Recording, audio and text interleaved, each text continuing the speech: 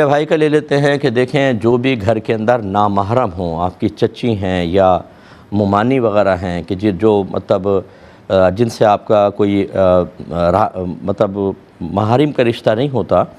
تو ان سے دور رہنا واجب ہوتا ہے، ان سے پردہ بھی واجب ہوتا ہے۔ تو ہمارے یہاں عموماً ہوتا ہے بڑی بوڑھیاں آ کے سر پہ ہاتھ پھیر لیتی ہیں، تو اگر بوڑھی خاتون ہوں تو گنجائش نکل سکتی ہے، لیکن آپ نے 40 سال ذکر کیا ہے، 40 سال کوئی بڑی عمر نہیں ہوتی ہے، اور آپ 25 سال کے ہیں، چاہے فتنے کا اندیشہ ہو یا نہ ہو۔ عورت اور مرد کی ٹچنگ کے اندر فتنے کے اندیشے کا کوئی اعتبار نہیں ہوتا، بلکہ شرعی حکم ہے کہ دور رہنا چاہیے، کیونکہ اگر پہلے فتنہ نہیں ہے کب فتنہ پیدا ہو جائے،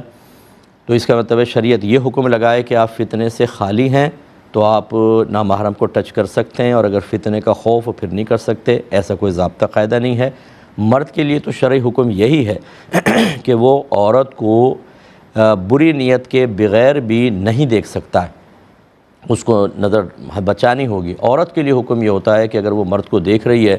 اور کسی بری نیت کے ساتھ نہیں ہے، غلط ارادہ نہیں ہے، تو اس کی گنجائش ہے۔ عورت کے لیے آسانی ہے، لیکن مرد کے لیے سخت حکم ہے، لہذا بہرحال اس سے آپ کو اجتناب کرنا واجب ہوگا، چاہے فتنے کا اندیشہ ہو یا نہ ہو۔ ہاں، اچانک اگر آپ بیٹھے ہوئے وہ آئیں، انہوں نے سر پہ ہاتھ رکھ دیا، آپ کا قصد و ارادہ نہیں ہے، تو بہرحال آپ ان کو ایک دم ہاتھ جھٹک دیں اور وہ پیار محبت سے مسئلہ سمجھا دیں، یا والدہ کو کہہ دیں کہ امی منع کر دیں ان کو کہ اس طریقے سے کرنا شرعاً جائز نہیں۔ بعض اوقات چھوٹا اگر بڑے کو سمجھائے تو برا مان جاتے ہیں، اس طرح کسی بڑے کو بیچ میں لا کے، لیکن بہرحال آپ کو اس سے اجتناب کرنا ہوگا۔ یہ بہن نے فرمایا کہ ان پہ گورنمنٹ کا کچھ لون بھی ہے اور 2-3 ہفتے اللہم صل علی سیدنا محمد